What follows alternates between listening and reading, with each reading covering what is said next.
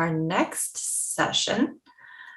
Now that we have grabbed our refreshing second or third cup of coffee, tea, or chai, and we're refueled for the day, let's welcome our afternoon keynote speakers. Please join me in welcoming Jiahan Ericsson, Senior Director of Engineering at Ironclad, who will be interviewing Leyla for their keynote this afternoon. So welcome, Jiahan and Leyla. Hi, thank you so much, Angie. Jiahan here calling from Berkeley, California. I'm super happy to be here celebrating International Women's Day with all of you and just hearing from so many inspiring speakers and panelists. I'm a Senior Director of Engineering at Ironclad. We are the leader in digital contracting, which helps companies execute smart agreements faster.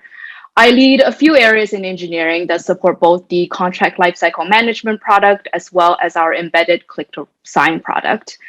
As part of the engineering product and design leadership team, I also help lead and support the strategic and operational needs of the organization, especially as we continue to scale. Before Ironclad, I spent over a decade at Salesforce, where I worked in both IC and leadership positions in core infrastructure, platform, mobile, and Trailhead. I am super happy to be moderating this fireside chat with Leyla, who is a familiar face to many of us here, I think, and also someone I've really tracked in my career, both at Salesforce and Ironclad. So Leyla, come introduce yourself. Hi, Jihan. Isn't she amazing? She's very understated. She's really amazing. We sound very similar. So here we go. I'm Leyla. I'm calling in from Berkeley too, which happens to be my hometown. I am the COO of Ironclad, so I'm the Chief Operating Officer there. And you now know what Ironclad does because Jihan already told you.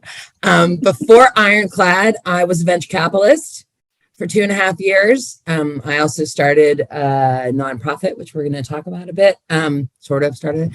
And before that, I was at Salesforce for 11.5 years. And at Salesforce, I ran the App Exchange. So I was on that team sort of from its inception all the way through to becoming the powerhouse that it is. I then ran a couple other things which I think we'll get into, so I can chat about that. But I spent a long time there. And before that, I spent my whole career in product management. So I can't code.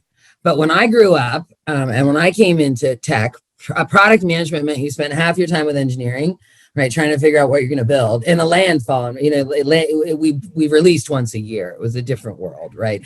On a gold CD. Yeah, all of you are like, what? But that used to be how we did it. But the role then was half the year with engineering and half the year with sales and marketing. So that's sort of the way my brain works. Cool. Awesome. I know we're like in the middle of this conference, lots of hours of Zoom already. I'm like very excited for this Leyla energy. So let's get to it. Actually, a lot of things you mentioned there, I think we're going to unpack a lot of your professional journey in this conversation too. So this year's International Women's Day campaign theme is Break the Bias. And I think, Leyla, you are someone who's really broken the bias throughout your life, wherever you are. Both as an individual, you like never acted like anyone else and like very authentically Leyla, right?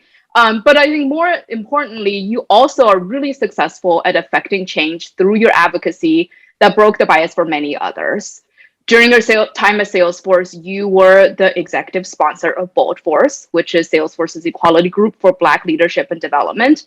You co-launched the annual Trailblazing Women's Summit, which I've been attending since year one, so super exciting. But most memorably, of course, you pushed for equal pay to close the gender pay gap at Salesforce and really started the conversation to transform the industry. So for today's theme, I think that's a really great place to start. Tell us about your journey pushing for equal pay at Salesforce. Sure. So I told you all I grew up in product management, right? And the same was true at Salesforce. For the lion's share of my time there, I was the one of two or the only woman sort of leading product line or doing something like that. Things got better, obviously, through time, but initially it was a lot like that. For me, it always came down to fairness. I just didn't like it when it wasn't fair. I'm fine to lose, okay, if we're both running the same race and starting from the same line. But I don't like losing when you get a head start. And that makes me mad. Like, it should be fair. That's what my parents told me America was. My parents are from different countries. They're not from here. That was the whole reason they came here. That was like the promise. So that's always been deep in me and who I am. So look, I'm working at Salesforce. I'm doing really well. I started as a senior director. I get promoted to VP. I go from VP. I go to SVP. I'm cruising up, which was, and the talk right before this, I loved everything she said. I totally related to it. I was very ambitious. I still am. Like, I love to run it. I like it. I like being in charge. I like telling people what to do. My kids always laugh about that. But so, there were a lot of things that happened. A couple I'll tell you specifically. I was in the like product all team room, and this was all male executives and me, right? And we were waiting for the boss to come, and I like came running in from BART, and I'd throw my bag on the table, and I sit down and I realized they're all talking about how they had just bought Teslas. Okay, so this is back when a Tesla cost like $250K a pop. And that was the only kind you could buy, and the wait list was super long, right? And you had to like play around to get them or whatever. And so they were all talking about it, and I was sitting there at my computer, like ticking away at a deck or something. And I started thinking like, okay, I could buy a Tesla, but that would be so stupid with how much money I make. Like, not to mention that I'm a terrible driver and I don't really want to spend that much money on a car, but like outside of that, like, so that got something in my craw. Like, why are they all so flippantly talking about it? And in some of them, I was performing better than, because we ran revenue. So we knew what numbers. It wasn't just engineering. Like, we had numbers, we hit numbers. So I put that in my back pocket. At this point, I was running a division called Desk, which was customer support for SMBs and low and mid market. And I had 4 direct reports, 2 men and 2 women, all super senior people, worked at the company for a really long time, 5 years, had done very well. 2 men, 2 women. Okay. We had a banner year. We did very, very well. We outperformed like crazy. So when the time came, which is like, okay, promotions and money and stock and all that stuff that you do as a manager, I went back to the corporate and said, we really outperformed. I really want a lot. I want to give them all a lot. I want it to be really great. Salesforce was awesome. Here's ton. Go do your thing, Leyla. So then I got this chunk, and I was like, okay, what do I do with the chunk? And I thought about it for a second. There was one person I thought, maybe this one person should get a little more, because they were my COO. They were really running the business with me all the time. But I didn't. I said, no, this really is a team effort. I'm giving everyone the exact same amount. My assistant sets up the performance meetings, just happens that the 2 women went first, right? Just how schedules worked out and whatnot. First woman comes in, great job, banner year. Here's this giant amount of everything, more than you've ever gotten before. And she was like, oh my gosh, Leyla, thank you so much. I love my job. I'm so happy. I was like, me too. This is so amazing. I can't believe how lucky we are that we love each other. We do, just all this great stuff. Second woman walks in, same thing. Oh, I love it. It's so fun. The first man walks in, and I tell him more money than anyone's ever gotten by a bit, right? And he leans across the table and looks at me and he says, I want more. And in my mind, I'm like, ooh, I need a new head of product. I need some help. Like, this is not working. Yeah, I got to start hiring. I'm running that, but I'm also trying to like keep a boss face on. Like, well, what do you think you deserve? Like whatever. Totally in my head, like, wah. And then I sit down with the one that was running the business with me, which happened to be a man, right? I said, again, more money than any of them had ever gotten, more stock, like a big, nice, yummy shit, right? And I sit down with him as my COO, and I give him the talk, and he leans in and he looks at me and says, I want more. And luckily, I was so close with him. We really were really close business partners and also good friends, that I sort of said, oh, okay, stop the performance review meeting. We're not having that meeting anymore. Like, we're moving into a dialogue right now. I was like, why are you asking for more money? Like, why? What? And he looked at me and he said, I always ask for more money. What are you talking about? Don't you? Yeah. And it was like, literally, Jiahan, it was like someone had was punching me in the face, because I remembered every promotion, every additional opportunity, everything that had come down. And keep in mind, this is like 7 years ago. Things have gotten better. Right. So everything I'm saying, I'm old. This was a while ago, but like, I do think people are trying to do better at this, but So context, because it has been a while since this happened. But and all I ever said was thank you. Like, that's how my mother raised me. Yeah. Right? I mean, like if I had said anything but thank you, even like a gift I don't want, my mother would have like pinched me or something, you know, like it was not, it's just not the way I was taught to perform. And I also had a really interesting perception was they were giving me something versus it being something I earned. Yeah. Right. And that took me a while to sort of unpack. So anyways, all of this happens. And I'm like, my good friend Cindy becomes the head of HR at the same time. And I go to her and I'm like, we got to do this. I got something going on. Spidey sense, tickle, crazy. Something's happening. And so what basically ended up happening is for a year, we did research. As much as you can do research around this topic, because at that point, no one talked about equal pay. None of this was, this wasn't going on, right? So we talked to a lot of people. We got a lot of advice from lots of people. Some people were worried that we shouldn't do this because we were a public company and it put the company at risk and we were senior executives. And so there was just lots of dialogue. And ultimately, she and I put together a plan, and she had a one-on-one with our boss, Mark Benioff. And so I came. We went to his house because he worked out of his house, and he had like a workhouse. So we went to the workhouse, and I'll never forget this day for the rest of my life because we went there, and he was in a step-off with Michael Dell for the American Heart Association. So he was supposed to like walk a whole bunch that day. And I was like, no, you can't walk for this meeting. Like, I've been prepping for this for a year. Like, no, this is not a walking meeting. So like Cindy and I donated some money or something and he sat down, but we had this conversation with him and we basically were like, we don't think the women are paid the same as the men and we want to look into it. And then Cindy said this thing, which was like, if we pop the hood and we find a problem, we have to fix it. Like you can't slam the hood down and walk and be like, oh, right. You know, and so, and at that, you know, you can't just pull millions of dollars out of a public company operating budget. It's not how that works. So, so we talked about all that. And then the other two things we wanted were, we wanted a mentor program for women in product and engineering, because we felt like the sales had a lot of female leaders and they seemed relatively well mentored, and so did some of the other departments, but we wanted to do a bit more in engineering and product. And the third thing was the women's conference, which was actually Molly Ford's idea. She worked on this with us, but she brought it to me and I brought it in there. And that was the first time a software company had ever done a women's conference. Okay. Like there was Fortune Most Powerful Women, but that had never happened before. That we're taking a whole day of programming in the middle of our user conference and only focusing on women.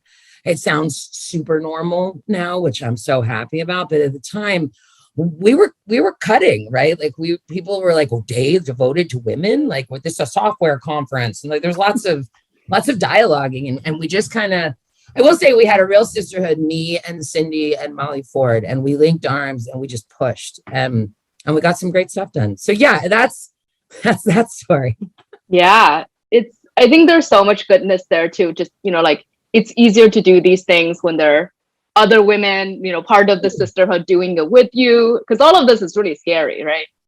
Listen, I mean, here's the other thing. Cindy and I don't think we knew what was happening. We were really, I mean, you guys will appreciate this because you're sort of technical. I was doing product management.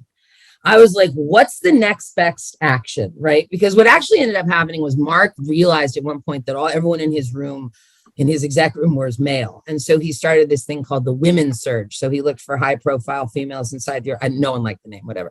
He looked for high profile, we all talked about it a million times, like in the org, and he raised them up. And that's how I got the job at desk, is I was in the room and heard that job was open. And I was like, I'll take that job. Like, you know, I that's like running a whole division, full P&L, not quite like that. I was sort of intimidated at the time, but eventually that came across.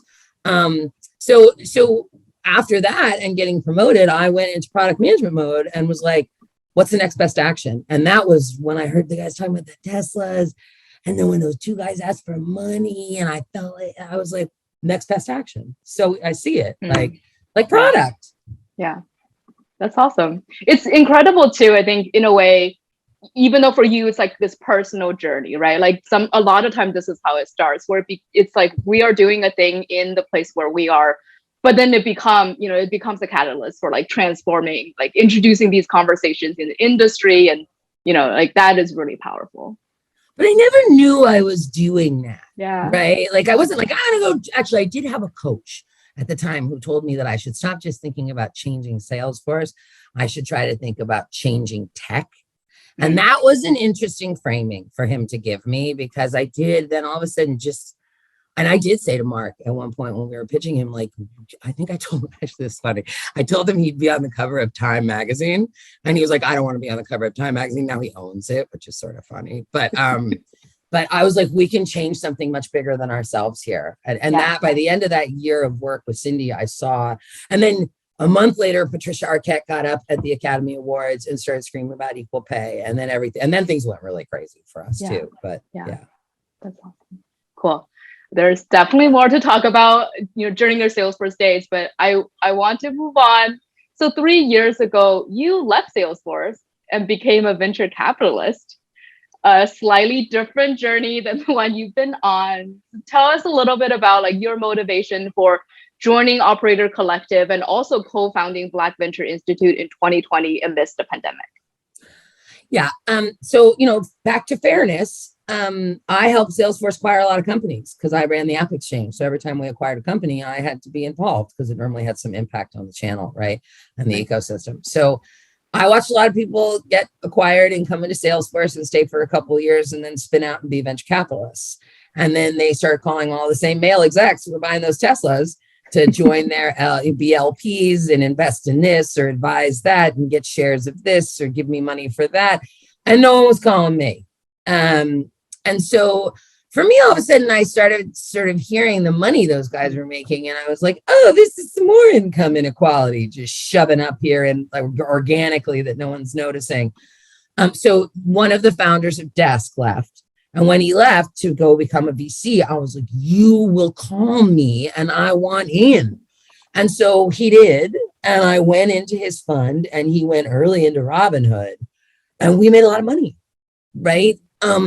So all of a sudden venture became this thing that I got interested in. Then my friend April Underwood and her friends started this thing called #Angels out of Twitter, where they basically wrote a Medium post and were like, we're angel investors, to see if people would allow them to start angel investing. And they did. And they sort of started this wave. But venture is very white and very male. I mean, we think sometimes that way about tech, and then venture, you go there and you realize just how much that is prevalent. I do think things are changing, and I think that's what Operator Collective was. My partner Malin came up with that, and the fund was we raised $50 million to deploy into enterprise B2B. Obviously, that's like what we do. That's what I know. But we raised it from operating executives, 90% women, 40% people of color, 20% people that didn't originate in the United States. And so that was just a way to really bring investing home to people as an option for how they can think about their money, right? Because money makes money if you feel comfortable doing that. Now, whole gambling, be careful, do not, like all that stuff, safe harbor aside. But there is a lot of interesting stuff, and you can meet founders and you advise, and it's fun, right? So I joined Operator Collective with Malin and we launched it, and we invested in like 35 companies in the 2 years through the pandemic. And so, look, when George Floyd was murdered, it happened to be right around the time in the Bay Area when the fires were so bad that the sun didn't come out one day. It was really spooky. And like, I was like working and I came out at 11 o'clock and it was 11 o'clock at night. And I just was feeling very like hopeless and pandemic, locked in the house. My kid like hates, I had a 10-year-old. He wasn't my 14-year-old was fine, but 10-year-old didn't do well on Zoom. He was like, this sucks. So it was just hard. And I had said to my husband when I first started Operator Collective, I wish I could just go to a class and learn about venture capital. Like, what is all this? Why do I care about information rights? What's pro rata? What does this mean? What does that mean? So I sit on the board of the engineering school at Cal, and I called the dean. I said, I know we have a class in venture, and we put together what became Black Venture Institute. So we essentially built a program with Cal, Salesforce, and Black VC that brings 50 Black executives through a 2-week intensive course on venture capital twice a year. When we started, there were less than 95 Black check writers in venture. We've already graduated 150, and a good number of them have started doing all kinds of really awesome stuff, which is amazing. I mean, again, next best action, ladies. I just saw a problem and had the problem myself of how do I break into venture and figure out like this language and these people and how they talk and connect with each other, because it's different than operating. And so, yeah, I'm super proud of it. It's probably one of the things I'm most proud of. And outside my family and like equal pay, Black Venture Institute is super high up there. Yeah. Yeah. It's so interesting. I think diversity and representation in venture is such a less frequently explored space. And I remember you said this once, right? Like money is math and math is easy. And I think going back to your points about fairness, like it's like a very practical and easy way to see like what is fair and who gets the opportunity to be in. So yeah. I mean, I think that's why I landed on equal pay, because trust me, there were a lot of other issues I was pissed off about. It wasn't like equal pay was, but math, really hard to argue with math. Yeah. Yeah. I really hope you have like other talks and just go into your like VC journey way more, because there's so much interesting things there. For the sake of time, I do want to talk about what you're doing right now. So last year, you went back to your operator roots and joined Ironclad as COO, also during the pandemic. I know the two of us joined actually around the same time. And so like, what was special about Ironclad that lured you out of your VC life? Why Ironclad? Like, how has that been so far? Sure. So I loved being a VC and I learned a ton. I found it a bit lonely. What I realized about myself is that I love the community of work, right? I really love operating with other people. I get a lot of enjoyment out of it. So Ironclad was a company that I invested in. It was one of my first investments out of Operator Collective. Malin and I had both met the CEO separately and then agreed that we were both going. I was going to go in as an angel and then we just came in as the fund. Very special company. And I firmly believe that contract lifecycle management is probably, here's the thing, like in building the App Exchange, I had an interesting purview and I watched a lot of these companies be built. And my fundamental problem with most CLM vendors is that they initially relied on some other experience, like the sales experience, the procurement experience. They never thought of the contract as the core object. But yet all of those other experiences, the core objects change constantly. So the data is hard to keep track of, as all of you know better than me, probably. So what I love about Ironclad is the data is rooted in the contract, which is by its very nature, not a document that changes very often. So the power we can bring to business insights and the way people run their company, run their sales team, run their engineering team, run procurement, run marketing, allows for a different level of visibility. I also was very interested in building a different kind of company. I think that's what you and I talked about even before we went. I see the potential with this company to do something really special and build something really special. And I missed building stuff with smart people. Yeah. Awesome. Why did you join Ironclad? Why did I join? Well, first of all, I echo everything you said. And I'm going to say we had a couple of phone calls before I decided, and that made a difference too. For me last year, I was very clear, I was ready for a new opportunity. And I really took my time, for the majority of the year to explore options, and partly because I am who I am, that's how I do. I want to be really prepared for everything.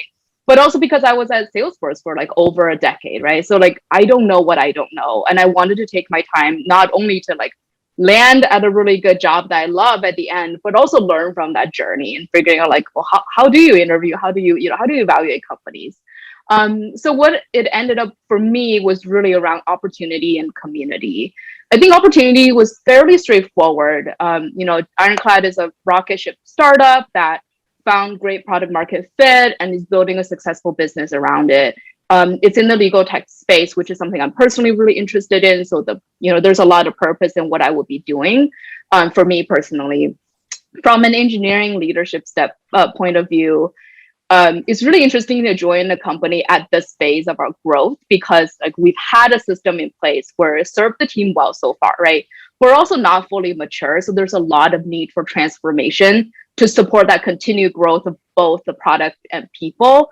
So Arkway's keynote this morning, she talks about decision making gets really, really hard at scale. And that's like my jam. That's where I want to learn more. That's why I want to excel at. So this is a really sweet spot to like come in to Ironclad at this time. And lastly, personally, I was at a phase in my career where I was really looking to stretch myself and just learn different aspects of not just engineering leadership, but also business success. To your point, right? I think as we continue to grow, we really need to like understand the business better. Kind of like, is there a class to go learn about these things, right? So I wanted to learn some of that through work and needed to be in a place where like all the functions sit really close together and collaborate constantly. And at Ironclad, I felt like that was not only possible, but pretty crucial. So I think that was really good fit. But take a step back. Like I think all the best opportunities on paper kind of mean nothing if you don't have the right conditions and like support to help you succeed, right? So for me, like the work community is everything. I'm a very connections driven person, and I experienced a lot of like people magic sauce when I was talking to Ironclad, both at the company level and just through like connecting with individuals. For companies, I always ask, like, I always want to know what the company's values are. And Ironclad's values are intent, empathy, drive, and integrity, which matched really well with my personal values. So that was really good. And also like making sure that there is a mature exec leadership team. So there's some level of confidence that I trust the leadership team to like not only realize the company that vision, but also can operationalize these values beyond just saying like they're important, we have them, right? Practically, it was really important to see other women leaders like myself across all the functions. Like, again, like I think talking to you made a really big difference. I was invited to like listen in on the women leader panel at the biannual company kickoff, and that made a really big difference. I think, again, like I don't think we're by no means perfect, right? And these are just glimpses, but it gave me a level of confidence that I'm not going to be alone in my experiences here. So, and then lastly, this is something really important to me. And I think actually Kristen touched on this in the previous session for career growth for humans, which is, it's very important for me to be in a working environment where we recognize that there are many definitions of what success can look like. For example, like for me, I'm a parent of 2 young children. And while I still feel really confident in my ability to perform, I also need a lot of flexibility in my day to like support my family and deal with emergencies. And for me, the pandemic really highlighted that, like what we bring to this camera is such a small sliver of the life that we live, right? Like I would literally be like trying to keep my cool here when a blowout situation is like happening right before my eyes. So I think it really highlighted like the importance to have a work environment where you are like, you feel safe to bring as much of your life to it so that work can support you back, right? And make work for the rest of your life. So I think that's where I saw really a lot of good signals, right? Just like people being generous and patient and like make space for each other so that even though we work differently, we can still work well together. In fact, like the two of us are really different people, but we figure out how to work well together, right? Even just preparing for this conversation. And, another example, both of us know Jason, the head of engineering, who's my manager. He is a dad of 3 children under 5. Still don't know how that happened, like how he deals with it. But just seeing him being an equal partner at home, right? Like having a baby's butt occupy 70% of Zoom screen all the time. But also say like, hey, you know what? I need to step away because there's a situation. I think that kind of modeling in the leadership is really important. And also tells me like, it's also important for me to bring that myself like that to the workplace and create a safe place for other people. So so I think those are kind of how I landed on finding a good work home for myself. We are almost out of time, so I'm going to ask you one last question. There's a lot here, but I remember years ago when like hearing you talk about equal pay at Salesforce, you said at some point your work stopped being just a job and became a mission. I really love that, not only because it was fancy and I was like, I gotta write it down and like work it into conversation sometime, but also I saw you like really lean into that statement and showing up differently. So now you're CEO at Ironclad. Like, how do you think about that mission? And like, what do you hope to achieve?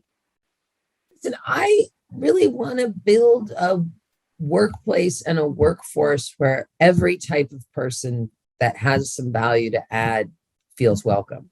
Like I really enjoyed the lady before too, talking about, you don't have to go to college to be good at building a tech company. Look, how many of these guys never went to college, and they like Dell, Zuckerberg. I mean, not that these are everyone, but there are lots of ways to build talent. There are lots of ways to educate yourself. My word, if you pay enough attention, you can find out what's going on in Silicon Valley by just following the right people on Twitter. I mean, they're not that complicated. It's all junior high playground, ladies. I mean, we know how to play this. We've all been there. So like my honest point on this is I will never stop working on this.